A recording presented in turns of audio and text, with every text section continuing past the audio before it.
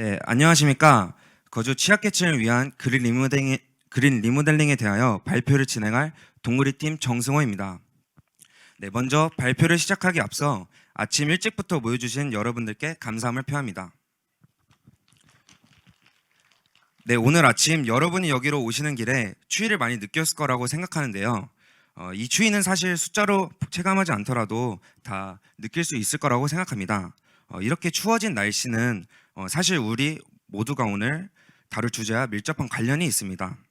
확인해 보니 서울의 한파일자는 2005년 대비하여 6일에서 18일로 약 3배 정도 증가함을 알 수 있었습니다. 이러한 기후변화를 무시할 수 없는 서울시에서는 탄소 중립 도시 달성이라는 목표를 세웠습니다. 이 목표를 위해서 저희 동그리 팀도 이에 동참하여 서울시의 온실가스 문제에 집중하도록 하였습니다. 네, 목차는 다음과 같습니다. 네, 서울의 온실가스 배출 현황을 조사한 결과 건물은 전체 약 70%로 가장 큰 비중을 차지하며 건물의 10동 중 7동은 15년 이상 된 노후 건물입니다. 그래하여 저희는 환경 문제 해결에 기여할 수 있는 노후 건물 개선의 해결책을 모색하였습니다. 서울의 노후 건물을 대하여 확인해 보니 건물 중 절반 이상인 54.3%가 노후 건물임을 확인할 수 있었습니다. 이러한 노후 건물 문제에 대하여 가장 큰 어려움을 겪는 사람은 분명 사회적 약자일 것입니다. 그래서 저희는 저소득층, 고령 인구, 그리고 장애를 겪는 사람들을 거주 취약계층이라고 정의하였습니다. 저희는 이들의 주거 환경 개선이 온실가스 문제 해결의 중요한 첫걸음이라고 생각합니다. 따라서 저희는 여러 방안 중 초기 투자 비용이 상대적으로 적은 그린 리모델링에 대하여 제안하고자 합니다. 네, 그린 리모델링에 대하여 처음 들어보신 분들이 많았을 텐데요. 그린 리모델링은 건축주의 부담을 덜어주면서 기존 건축물의 에너지 성능이 개선되도록 유도하는 정책 사업을 의미합니다. 한 예로 한국자산관리공사에서는 3년 동안 그린 리모델링을 진행하여 건물의 1차 에너지 소요량을 약 65%나 줄였습니다. 이와 같이 그린 리모델링의 환경적 이슈를 해결하면서도 거주자의 어려움을 해소할 것으로 저는 기대합니다. 그러나 서울시의 그린 리모델링 현황을 살펴보면 저탄소 건물 전환 사업의 실적은 예상보다 7% 정도로 미만에 그치고 있습니다. 게다가 여러 요인으로 집행 실정이 부진하여 국토부에서는 이자 지원 형식의 사업을 중단하고 개편을 발표하였습니다. 기존의 민간 그린 리모델링 사업은 신청한 건축주에 한해서 지원을 받을 수 있는 구조로 그린 리모델링에 대해 알고 있는 사람만 제한적으로 혜택을 볼 수 있었습니다. 그렇기에 저희는 역으로 관청에서 주도적으로 개선이 시급한 건물에 그린 리모델링을 제안함으로써 지원이 요구되는 사람에게 혜택을 줄 수 있는 구조의 형식을 제안하고자 합니다. 한편 거주 취약계층은 건물 노후화 문제로 인하여 시설 위험성이나 환경오염 노출 등과 같은 어려움을 겪고 있습니다. 따라서 만일 그린 리모델링이 지원 범위가 확대된다면 환경 보호와 거주 취약계층의 주거 환경 개선이라는 두 마리 토끼를 동시에 잡을 수 있을 것으로 저희는 기대합니다. 네, 따라서 저희 프로젝트의 주제는 거주 취약계층의 주거 환경 개선하기 위한 그린 리모델링 우선 지역 선정 및 활성화 방안을 제안하는 것입니다. 이를 통하여 에너지 효율성을 향상시킴으로써 온실가스 배출량을 감축시키고 거주 취약계층의 사회적, 경제적, 그리고 환경적, 안정적 측면을 주거 조건을 개선하고자 합니다. 네, 다음은 본론입니다. 데이터 분석 프로세스는 크게 데이터 수집, 지수화, 우선 지역 선정의 과정으로 진행하였습니다. 세부적인 것들은 뒤에서 말씀드리도록 하겠습니다. 네, 저희는 분석 단위를 3단계로 나누는데요. 주거 환경, 거주 인구, 건물 특성을 종합적으로 우선적으로 개선이 필요한 지역을 선정하였습니다. 첫 번째 자치구 단위에서는 주거 취약 지역으로 선정하였으며 두 번째 행정동 단위에서는 거주 취약 지역이 다수 분포된 지형을 선정하였습니다. 마지막으로 건물의 특성을 고려하여 맞춤형 그린 리모델링 제안을 제안하고자 합니다. 네, 다음은 데이터에 대하여 말씀드리고자 합니다. 화면과 같이 주거 취약 지역을 선정하기 위해 저희는 주거 환경 특성 그리고 주거 건물 특성으로 데이터를 구성하였으며 거주 취약계층을 고려하기 위해 거주 인구 특성으로 데이터를 구성하였습니다.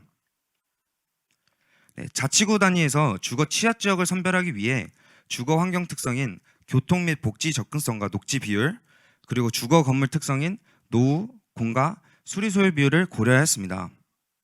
이러한 데이터들은 다음과 같은 수식으로 지수화하여 분석에 활용하였습니다. 네, 행정동 단위에서는 거주 인구 특성인 저소득층, 고령 인구, 그리고 장애인 분포를 고려하였으며 자치구에서의 방법과 동일하게 지수화하였습니다. 해석력을 높이기 위해 모든 데이터들은 민맥스 스케일링을 적용하여 단위를 맞췄습니다.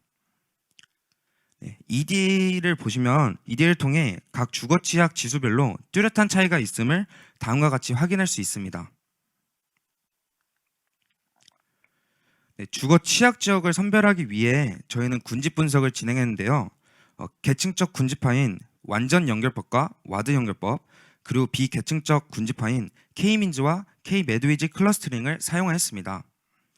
비계층적 군집화 경우에는 실내 개수를 기반으로 최적의 군집수를 선정한 후에 각 군집별로 주거 취약 지수를 산출하여 주거 환경이 열악한 군집을 선별하였습니다.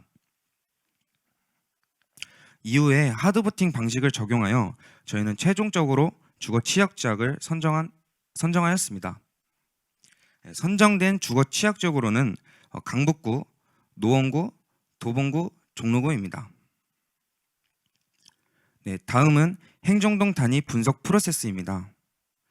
거주 인구 특성 데이터들을 상관 분석한 결과 저소득층 분포와 고령인구 분포 변수 간의 상관계수가 약 0.53으로 강한 상관관계가 있는 것을 확인하였고 그에 따라 다중 공선성을 해소하기 위하여 주성분 분석인 PCA를 진행하였습니다. 주성분 분석 결과 두 개의 주성분으로 전체 91%를 설명 가능하였으며 해당 성분으로 PCA 스코어를 계산한 후에 거주 취약계층 분포 지수를 산출하였습니다. 선정된 행정동 단위 거주 취약계층 분포 지역으로는 강북구의 번 3동, 도봉구의 방학 1동, 노원구의 중계 2, 3동, 종로구의 해화동입니다. 네, 마지막은 건물 단위 분석입니다. 각 건물별 특성에 기반하여 맞춤형 제안으로 효율적인 그린 리모델링을 적용 방안을 제시할 수 있습니다. 예를 들어서 도시가스 사용량이 많은 건물인 경우에는 난방자동 조절기로 에너지 성능을 개선하여 패시브한 방안을 제시할 수 있고 일조량이 많은 건물인 경우에는 태양광 발전으로 에너지를 생산하여 액티브한 방안을 제시할 수 있습니다. 네, 마지막은 결론입니다. 네, 분석 프로세스를 간략히 요약하자면 다음과 같습니다. 1단계에서 군집화한 결과 전체 평균 대비 10점 이상 높은 자치구가 주거 취약 지역으로 선정되었습니다. 2단계에서는 PCA를 통해 전체 평균 대비 28점 이상 높은 행정동이 주거 거주 취약계층 분포 지역으로 선정되었습니다. 마지막은 건물 특성을 고려하여 거주 취약계층에게 맞춤형 그린 리모델링을 제안하고자 합니다. 네, 결과를 통해 얻을 수 있는 기대 효과에 대해 말씀드리자면 우선 선정 지역 4개의 행정동에 그린 리모델링을 적용하였을 때 연간 27,015톤의 기존 온실가스 배출량 대비 40%를 감축 효과를 기대할 수 있습니다. 한 예를 들자면 기대 감축량을 환산하였을 때 약 12,000여 그루의 소나무를 심은 것과 동일한 효과를 지닙니다. 네, 다음은 활용 방안입니다. 그린 리모델링을 시행한다면 지역경제 활성화 효과를 기대할 수 있습니다. 그리고 지속적인 모니터링으로 장기적인 관리 체계를 구축함으로써 이후 후속 정책을 발전시키는 기반을 마련할 수 있습니다.